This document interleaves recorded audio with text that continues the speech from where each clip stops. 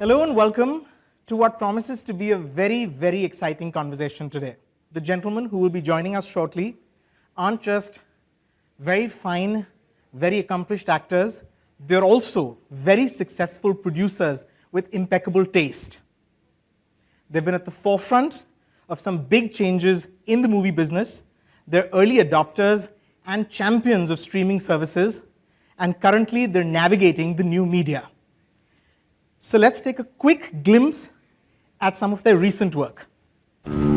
SWA's been running 8 years now. Given your reputation and your formidable drive, our hope is that you're the man who will get the job done. What is this new direction? We build Afghanistan into a free and prosperous nation. All the times they are a-changing. दुनिया में दो तरह के लोग होते हैं, winners and losers. लेकिन जिंदगी हर लूजर को वो एक मौका जरूर देती है। और ये तो सिर्फ ट्रेलर है, पिक्चर अभी बाकी है मेरे दोस्त।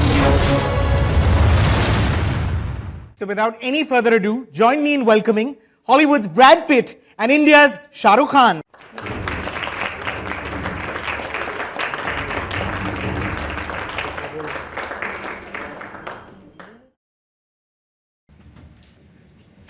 Thank you, everyone. Thank you. All right, thanks. Thank you. You know, I'm just going to say it because I'm pretty sure everyone in this room is saying it in their heads. This is a pretty incredible moment. Brad Pitt and Shahrukh Khan, two of the biggest global superstars. Gentlemen, this is a very special moment. All right. Yeah. Good on you. Brad, this is not your first time to India, is it? No, we actually shot A Mighty Heart here. So we were here for a few months and got to explore a lot of the country. It was a fantastic experience. Good to be back here now.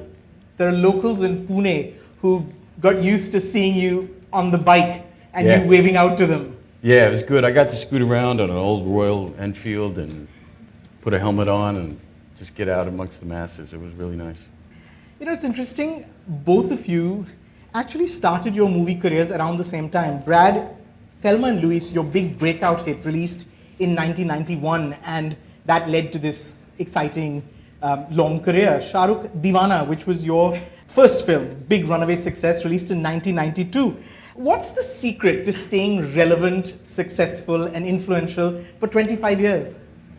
Whew, you want to take that one? No, you. Because I have no idea. Looking at you. I would say luck. I'd say a little bit of luck, but I also trying to reinvent.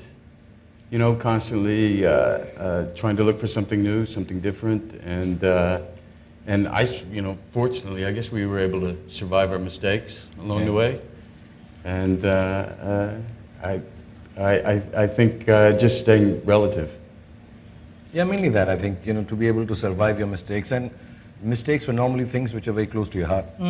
You know, and if they went wrong somewhere down the line, the only thing that keeps you going is the fact that you're still surviving. And you try and do it as often as you can, as much as possible. And I think he more than me would tell you that, you know, to be such a successful star around the world, there are a lot more expectations from you, and you need to keep it very simple. Then you don't need to be trying to work for those expectations or keep on doing the stuff that people expect of you. You keep on doing what started you off, which is being relevant, being novel, trying to, you know, kind of reinvent yourself, and the simple things which made you want to be an actor in the first place. You know, you both have enormous success, but also enormous pressure. How do you balance, or how do you really combine artistic integrity with commercial success? Because that's a huge pressure on both of you, I'd imagine. I say you just have to make sure you get time for yourself, time for your friends, time for your family, and let the next idea percolate. It's not so difficult to achieve a balance. I'm able to compartmentalize pretty well the private life and then the public life. How about you? I do that too completely. I mean, as far as work is concerned, I think what he says is actually the crux of it. You know, if you can be leading your public life, which is on sets also, invariably. I think if you can protect it in terms of that from your private life and your private life from the public life, I think when you go back home and you're leading the regular stuff that you're supposed to do, in whatever form, with family, friends, I think it just keeps you kind of grounded.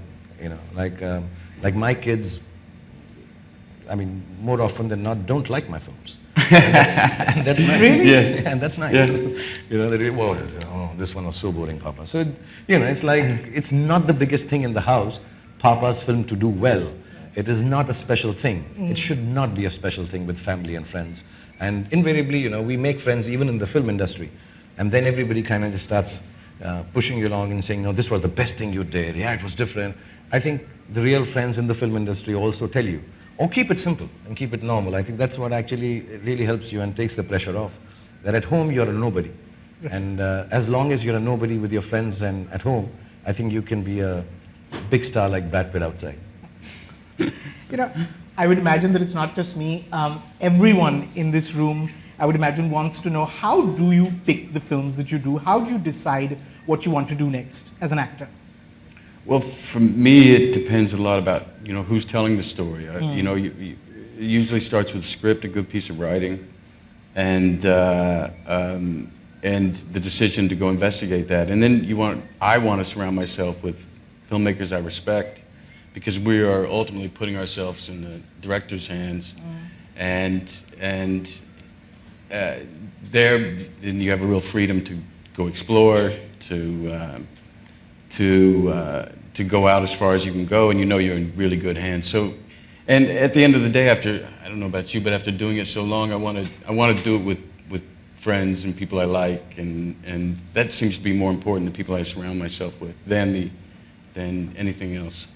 I've said it so often, it's exactly the same thing. I've even said it before that I sometimes don't even want to know the story, as long as the people who are telling the story are people I enjoy working with.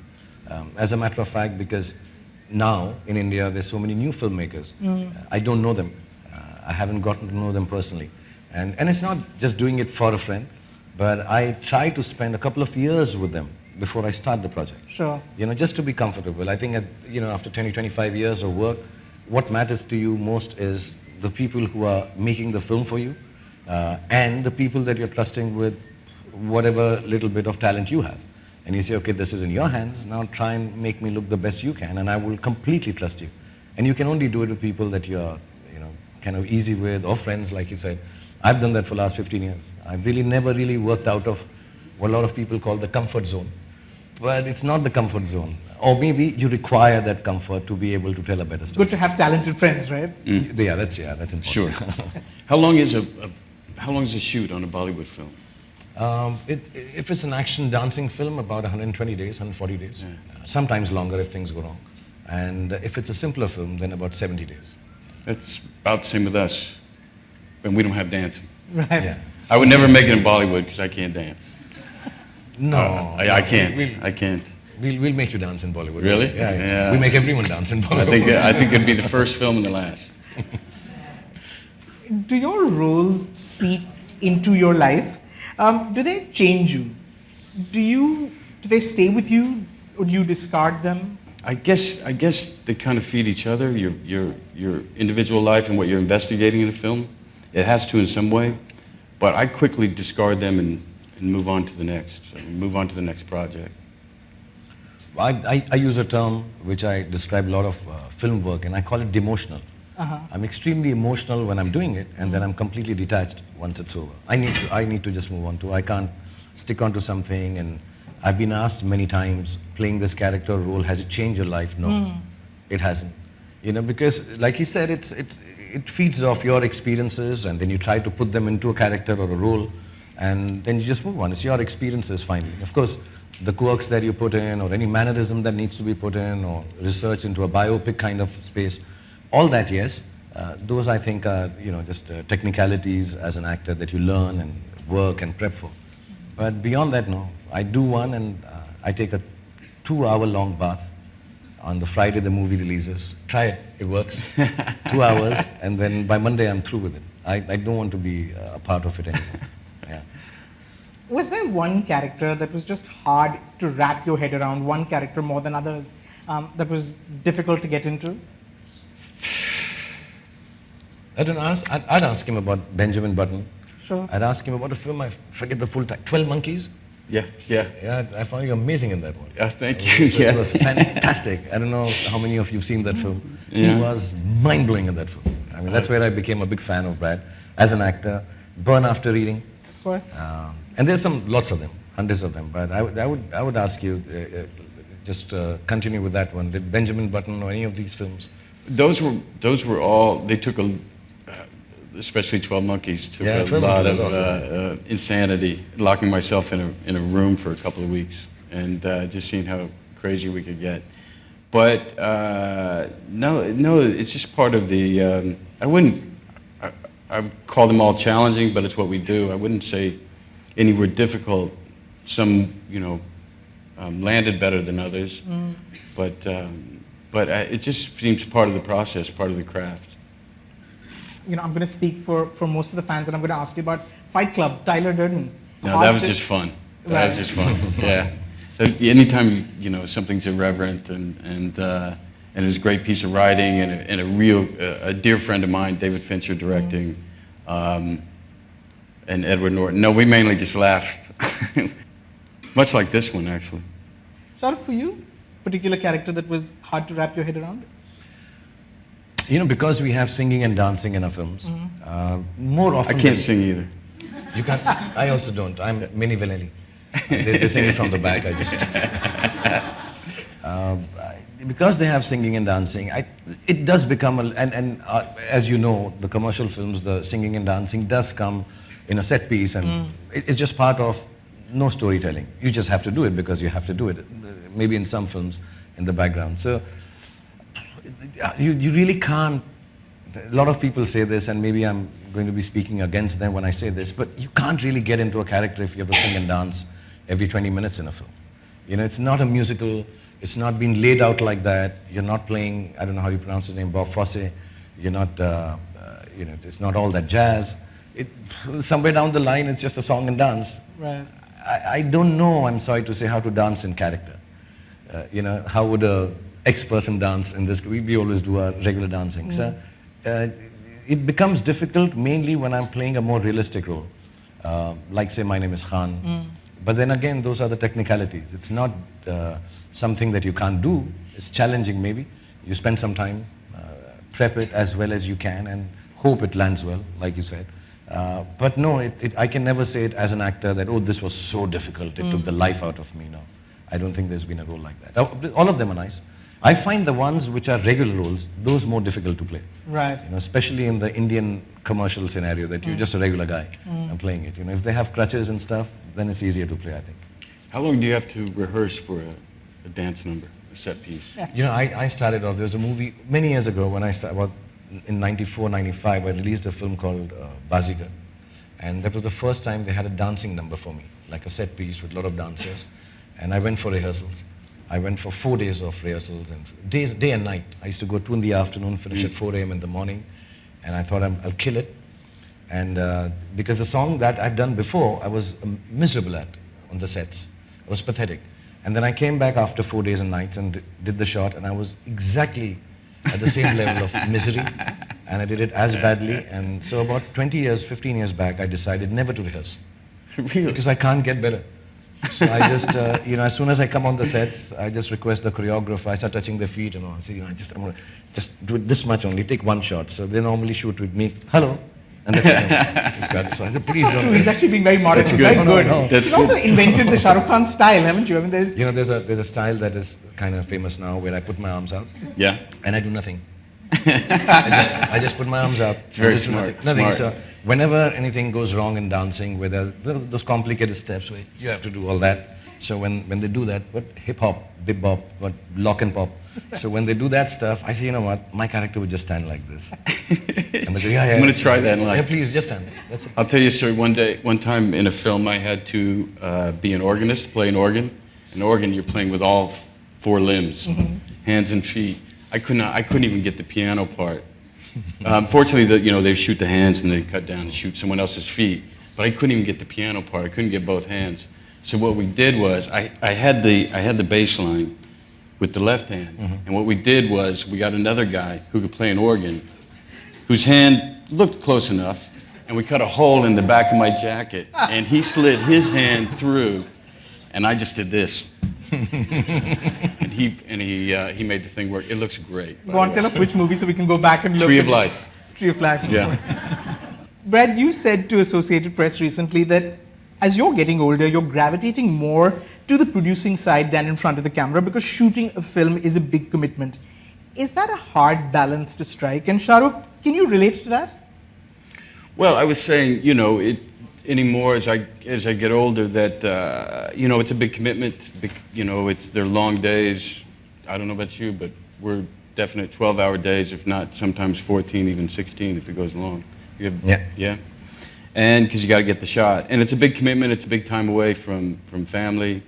And more I find myself doing less and less and concentrating more on, or at least, on the production side that's been growing.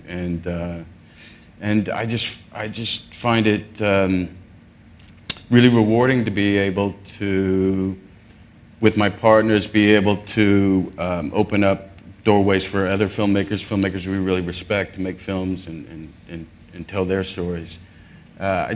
In putting those out in the world, I find that I find that a real gift to be able to do. I think like if you start off from the concept of wanting to tell stories, and if you can last as long as, say, Brad has done, and if you have partners, like, say, Jeremy and Didi, I have some friends in my company and partners, I think that's a natural way to go, that you will want to keep telling stories, and there only has so many stories you can tell as an actor. And as age goes, I mean, you can't honestly be doing the roles that you would love to now, but you can't. It's nicer if you're able to give that opportunity, chance, platform, and relive those things as a storyteller, while being a producer. Both of you have had incredible success as producers. Brad, your company, Plan B, was behind two recent Oscar-winning titles, Moonlight and 12 Years a Slave, among others. Shahrukh, you've delivered the blockbusters in Om Shanti Om and Chennai Express, but you've also stuck your neck out and taken risks with films like Ahsoka and Paheli and Ravan. How do you pick what you want to produce? Is there a formula to it? And is there a different approach? No, there's not a formula. I mean, one, you pick really good people to work with, people who are smarter than you in many areas. And my partners are sitting right over here, Didi Gardner and Jeremy Kleiner. We started probably about 12 years ago, roughly, a little more. And just one, I mean, we're figuring it out as we go along, but we were all lovers of film and wanted to, just tell stories that were relevant to our time. And again, promote filmmakers that we really believed in, and was a joy to work with, and to help clear the way so they can bring their vision. And it's that mandate that has worked really well for us and has been really rewarding for us as an experience. And I think we'll stay on that same kind of trajectory.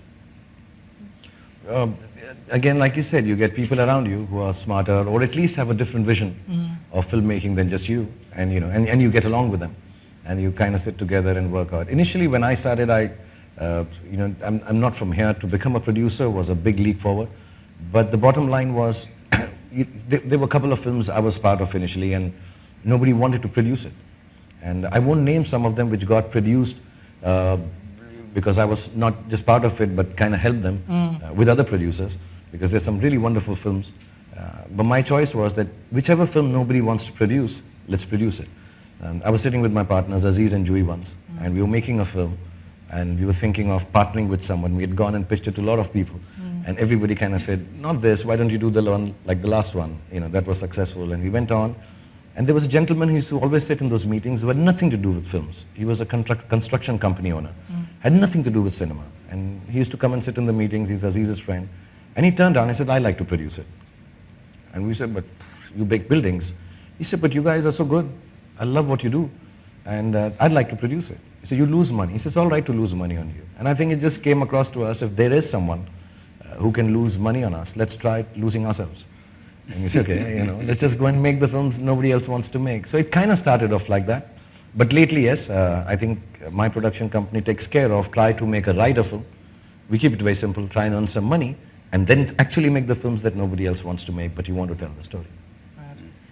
Brad, I think you will appreciate, and I'm hoping Shahrukh will back me up here, that the Indian film industry is really a different kind of beast in that it's one of the few cinemas that has succeeded in resisting the massive influence and the onslaught, if you like, of Hollywood. American movies do very well in India, but we have a very vibrant film industry, and the predominant film industry is the Indian movie industry. Shahrukh, is there any fear of that changing? I've said it for the last 10 years. If we don't hone up in a few areas, and I'd say it again, especially in script writing, screenplay, marketing, and professionalism, and technology. If these 5 areas, we don't quickly adapt ourselves to the way not only the studios, but indie filmmakers, small producers make films in Hollywood, we would get taken over by Hollywood. Because there's no denying the fact. They make some wonderful films, they have wonderful international stars. The language is becoming less and less of a barrier.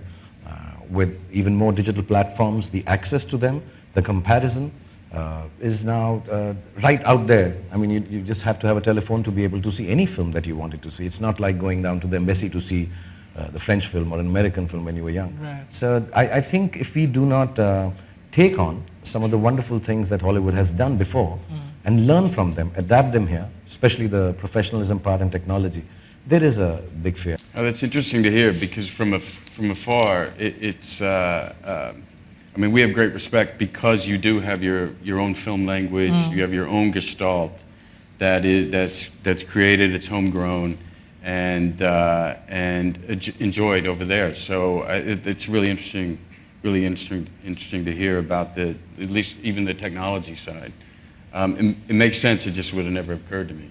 Yeah, because we have such wonderful stories here to tell, but we're not telling them in the way that I think we get really happy just being a fad sometimes. That old Indian film, you know, singing, dancing, and everybody enjoys it all over the world. But if we are able to understand the language Hollywood and the Western cinema speaks in, and not change our own way of presenting a film. Right. I mean, singing and dancing has to stay, so that we keep Brad away from Bollywood. Otherwise, but I think if we are able to somehow get that writing part and technology in, it's important. I think it's extremely important. I think. I find it really interesting.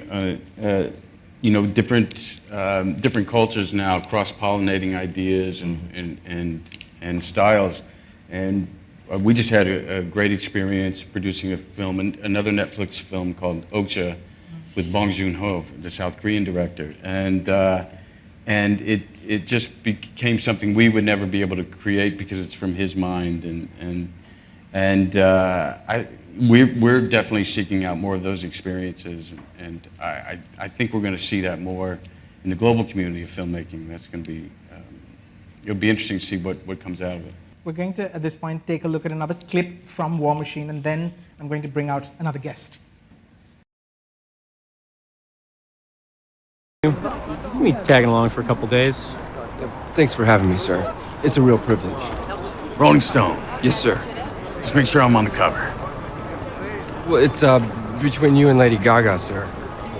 Well, put me in the heart-shaped bathtub with her. Rose petals. Happy to share. Brad, stop joking. Deadly serious, son. Put me on the cover. Okay, we're very lucky to have with us today the director of War Machine, David Michaud. Come on, bud.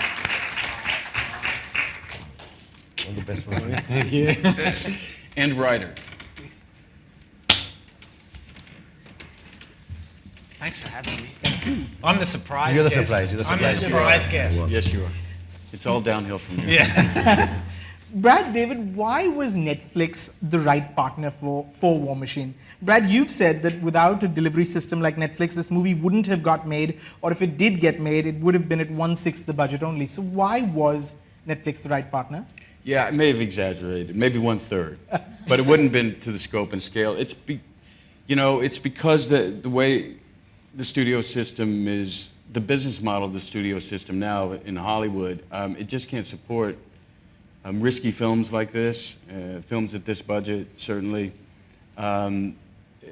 Because of prints and advertising being so high and the ancillary costs being so high, they're just not getting made right now. So for me, the beauty of Netflix or a delivery system like Netflix for the film viewer is now more films are getting made.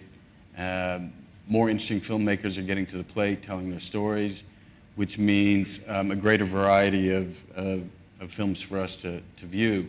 And so for me, it's this kind of renegade new resurgence in filmmaking that I grew up on from the, mainly the 70s, even the early 60s. And it's a really exciting time for us.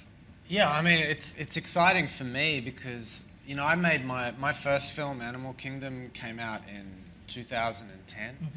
I went to film school back in the mid-90s, and it was right at that time. It was after Quentin Tarantino's first couple of movies. There was a whole bunch of guys like him and Paul Thomas Anderson and David O. Russell and Wes Anderson and David Fincher. And they were all making what looked like really bold, unusual, original movies inside the studio system.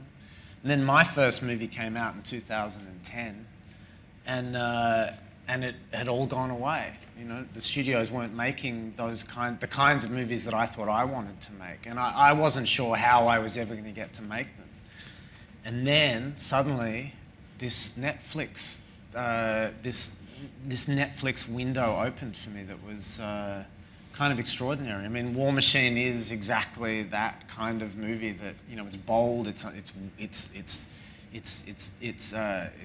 complex, but it's wild. It doesn't feel to me like other movies feel.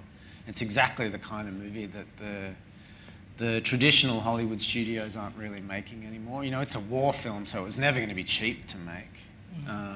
And so I just feel lucky that I'm that, I didn't waste my time going to film school all those years ago. Shahrukh, in a market like India, how do you feel has Netflix impacted or will perhaps energize the existing landscape? Exactly. This way that we're always going to be tied down by this, cinema release films, which have to be of a certain setup for them to get back the audience that you want, and the weekend collections, the weekly collections, the monthly collections. I think Netflix will offer you an opportunity that this story needs to be told. It will be successful also, inshallah. But somewhere it doesn't have the pegs that are expected of a film that should come in a theater and, take over the weekend. That's how art will grow, and 100% the business will follow. So I think Netflix, in the next coming years, 5 years, giving opportunities to so many directors. And I think, like in India, I find every household has a singer. Yeah. I think every household has a filmmaker. We've been making films for so long. Everybody wants to make a film. Sure. And I think this is just the right time for all of them to come on board, have opportunities with companies like Netflix and say, okay, I don't need anybody else. I just need this platform, have the freedom, and get a little bit of money to make a film. Everybody's not going to be wanting to make that big film, but just have the freedom.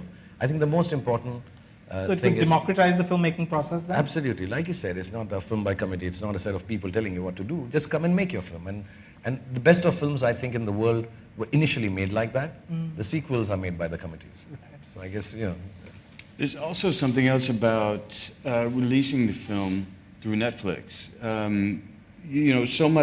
So many of our films are often categorized by opening weekend, by performance of opening weekend. And it's a really unfair jury of a film. Longevity is the true test of a film. Is it still playing? Does it still speak to an audience 10 years down the road, 20 years down the road? And I've seen many good films be dubbed failures that and some have been found later in time and some haven't. Some go away. And I think this is I'm interested to see, removing that aspect, what that does to at least a film's reputation in the early days. Right. War Machine is based on Michael Hastings' book, The Operators, about General Stanley McChrystal's short and controversial stint during the US invasion of Afghanistan. Brad, you've said that you could identify with the character of the general because he got caught in the trap of hubris. just like a movie star, where you start to believe, and I'm quoting you, your own stink. Shahrukh, you joked about being a self-absorbed movie star at the recent TED Talk that you gave. Do you see self-absorption as a trap that movie stars often fall into? And how then do you keep it real?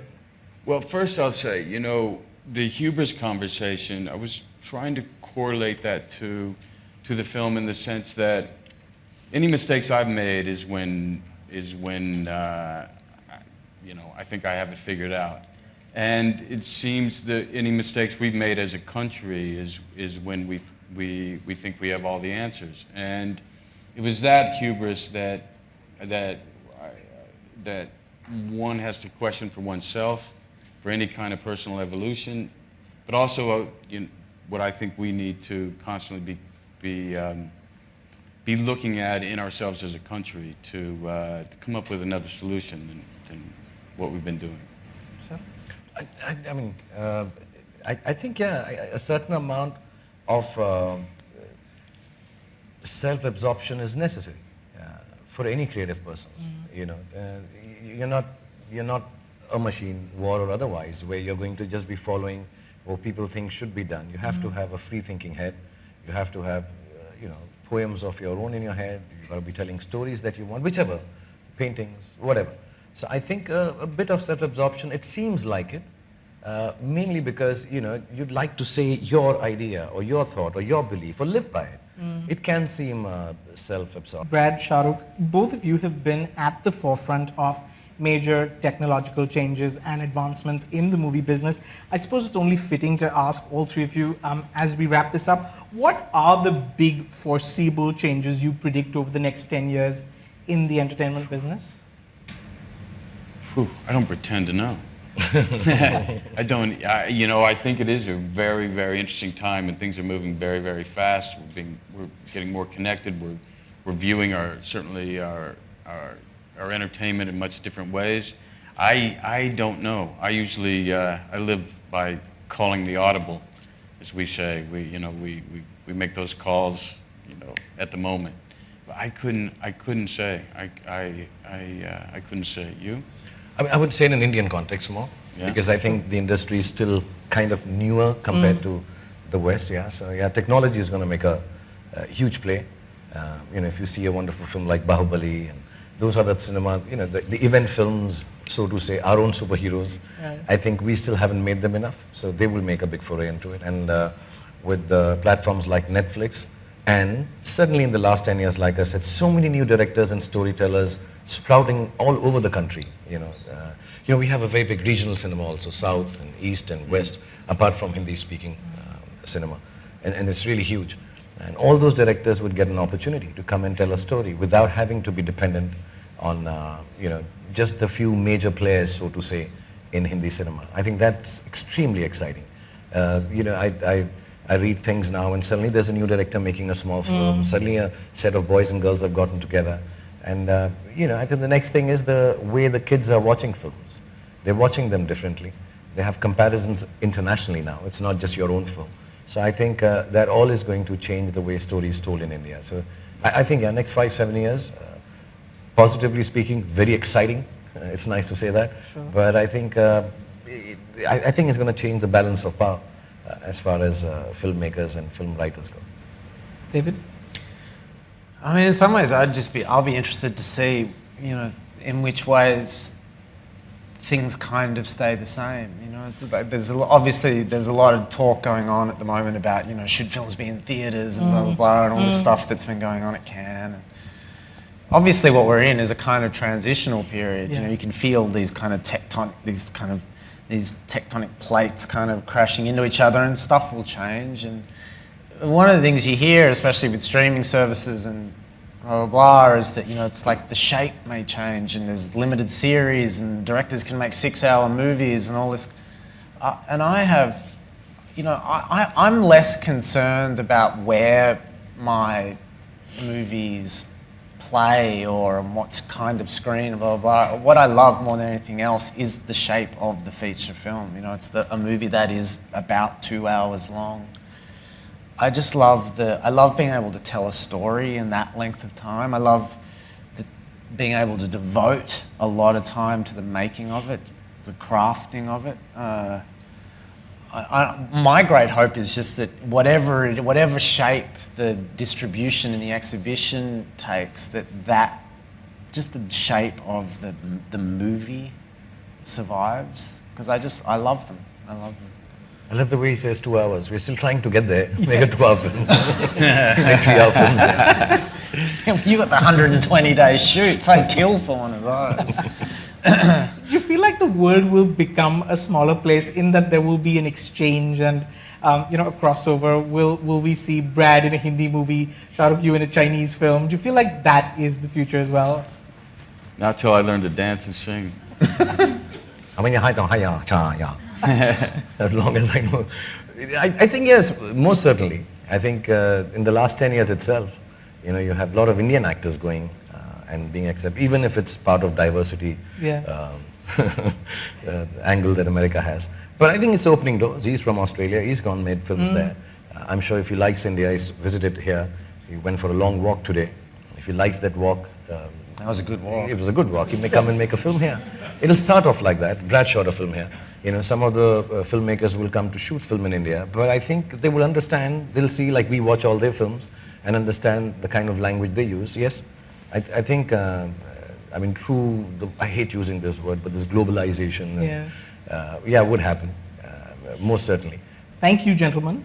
Thank you, Brad. Thank you, David. Have a great time while you're here in India. Brad, you have your work cut out for you. On the next trip, perhaps Shahrukh will show you a few dance moves. Piano. I'm going to learn the piano from him. Right. I'll learn the one-hand piano. But really, thank you for being here and wish you all the best with this film. No, genuinely. Thanks for having us. And thank you, Raji, for talking to us and talking about this film. Thank you, Shahrukh. Thank you, Brad. Thank you, David. Thank you very much. Thank you. Thanks a lot, guys. Thank you, guys.